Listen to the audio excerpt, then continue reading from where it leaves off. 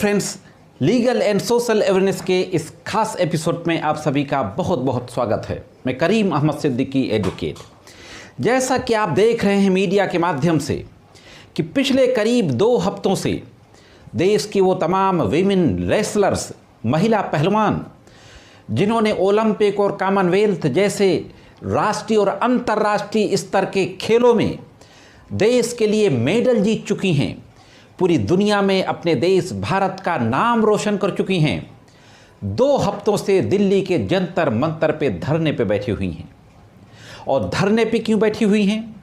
कुछ महिला रेसलर्स ने यह आरोप लगाया, जो कुश्ती महासंघ के अध्यक्ष हैं भारतीय जनता पार्टी से सांसद ब्रजभूषण सिंह के ऊपर, कि उन्होंने कुछ महिला रेसलर्स का यौन उत्पीड़न किया।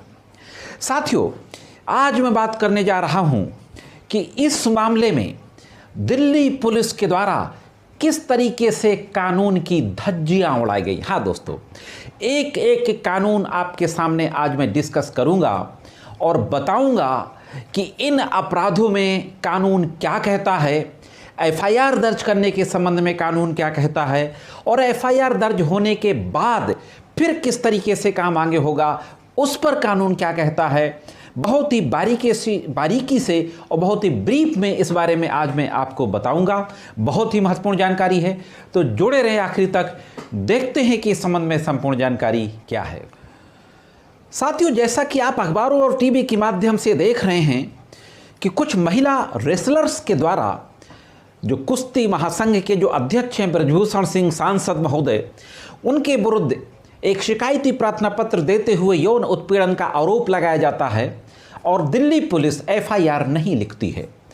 दिल्ली पुलिस के द्वारा एफआईआर ना लिखने की बात को लेकर के ऑनरेबल सुप्रीम कोर्ट के समक्ष रिट फाइल की जाती है।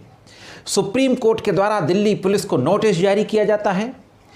लास्ट फ्राइडे यानी 28 अप्रैल को दिल्ली पुलिस के द्वारा सुप्रीम कोर्ट में बताया जाता है कि इस मामले में हम एफआईआर दर्ज करेंगे।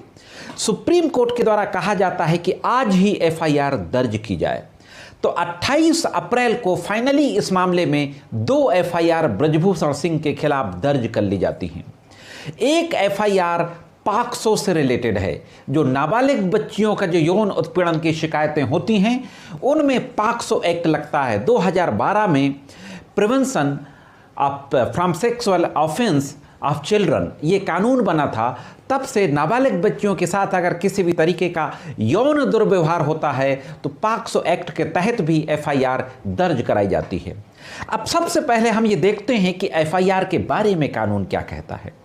दोस्तों, 2012 में दिल्ली में जो निर्भया कांड हुआ, आप सब लोगों ने देखा होगा। वो फुटेज आपकी नज़रों से ओझल नहीं होते होंगे। उस निर्भया कांड के बाद पूरे देश में जब एक उबाल आ गया, धरना प्रदर्शन होने लगे, तो सरकार ने एक कमीशन बनाया। सुप्रीम कोर्ट के retired chief justice JS Verma की अध्यक्षता में एक कमीशन बनता है और उनको यह जिम्मेदारी दी जाती है कि आप यह देखो कि जो क्राइम अगेंस्ट वीमेन से संबंधित जो धाराएं हैं, जो अपराध से संबंधित कानून हैं, उसमें क्या संशोधन की जरूरत है। जस्टिस जेएस वर्मा की रिपोर्ट आने के बाद बहुत ही अमूलचूल परिवर्तन किए जाते हैं दंड प्रक्रिया संहिता और इंडियन पेनल कोड में, जो महिलाओं के अपराधों से संबंधित थे। और उसी समय उन संशोधनों में से एक महत्वपूर्ण संशोधन करते हुए इंडियन पेनल कोड में एक सेक्शन ऐड किया जाता है, सेक्शन 166A। 166A में कहा गया है कि public servant disobeying direction under law, लोक सेवक जो विधि के अधीन निर्देश की अवज्ञा करता है, यानी ऐसा पब्लिक सर्वेंट जो कानून के आदेश का पालन नहीं करता है। इसी सेक्शन 166A में सब सेक्शन सी जोड़ा जाता है। बहुत ध्यान से सुनिएगा, सब सेक्शन सी क्या कहता है। 166A subsection C Indian penal code में कहा गया कि fails to record any information given him to under subsection 1, यानी 154(1) 154 क्या है CrPC? First information report, cognizable offence की फर्स्ट इंफॉर्मेशन रिपोर्ट दर्ज करना।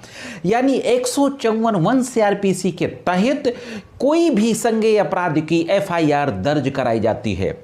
तो 166A(C) में कहा जाता है कि अगर कोई पुलिस अधिकारी 154(1) के तहत अगर कोई शिकायत दी गई है और वह शिकायत सेक्शन 354, 354B, 354A और 326A, 326B और 376ABCDE यह धाराएं हैं अगर उस शिकायत में, और ये धाराएं किस चीज़ की हैं?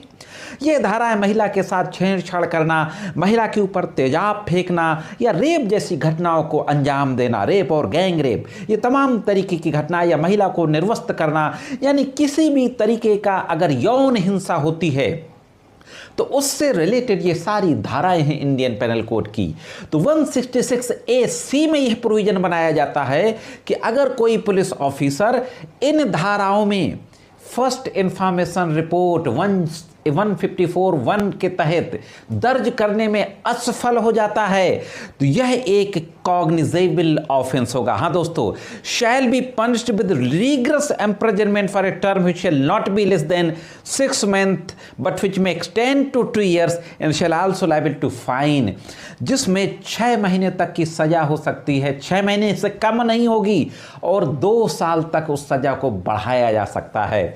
तो सीधी सी बात है कि अगर कोई पुलिस ऑफिसर महिला अपराधों से संबंधित जो धाराएं हैं, जिन धाराओं को मैंने अभी बताया, उन धाराओं में अगर एफआईआर लिखने से मना कर देता है तो यह अपने आप में एक संज्ञेय अपराध होता है, और इसमें मिनिमम सजा 6 months की है जो 2 साल तक की हो सकती है, और जुर्माना। तो साथियों, इस मामले में, महिला पहलवानों के मामले में अगर दिल्ली पुलिस ने एफआईआर नहीं लिखी थी तो उस एसएचओ के खिलाफ, उस थाना अध्यक्ष के खिलाफ 166A(C) के तहत एफआईआर दर्ज करनी चाहिए।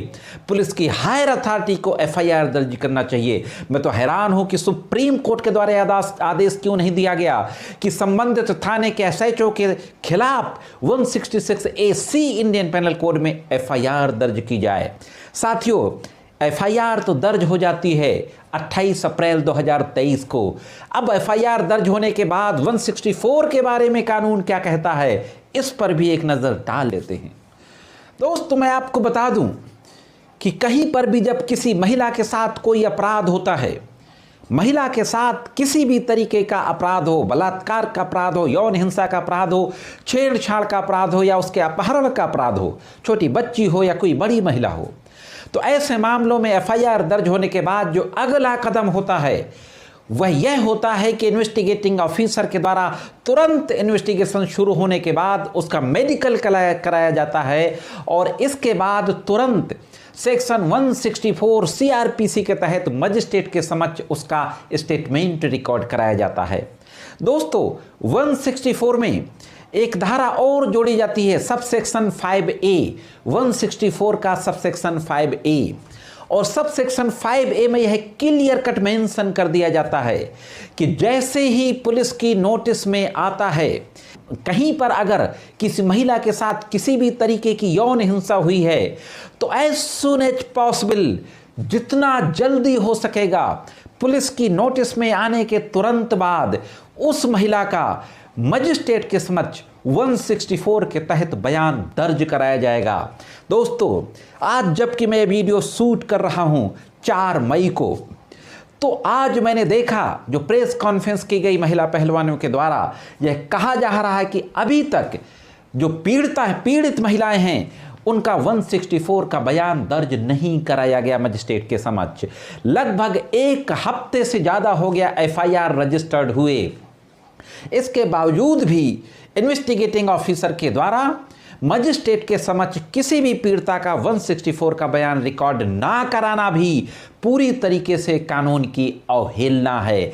ऐसी स्थिति में सेक्शन 166 ही ये कहता है कि अगर किसी मामले की विवेचक के द्वारा निष्पक्ष तरीके से और प्रॉपर तरीके से विवेचना नहीं की जाती तो यह भी एक अपराध है। ऐसे आईओ के खिलाफ भी कार्रवाई की जा सकती है।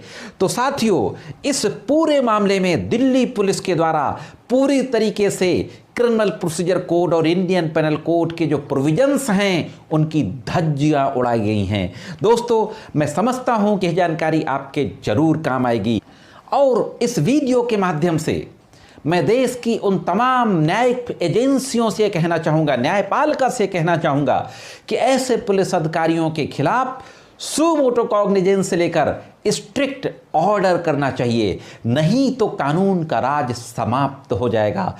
दोस्तों, आज की वीडियो में सिर्फ इतना ही। मिलते हैं किसी अन्य वीडियो में कानून की कुछ अन्य जानकारियों के साथ। तब तक कानून की महत्वपूर्ण जानकारियों के लिए देखते रहें लीगल एंड सोशल अवेयरनेस।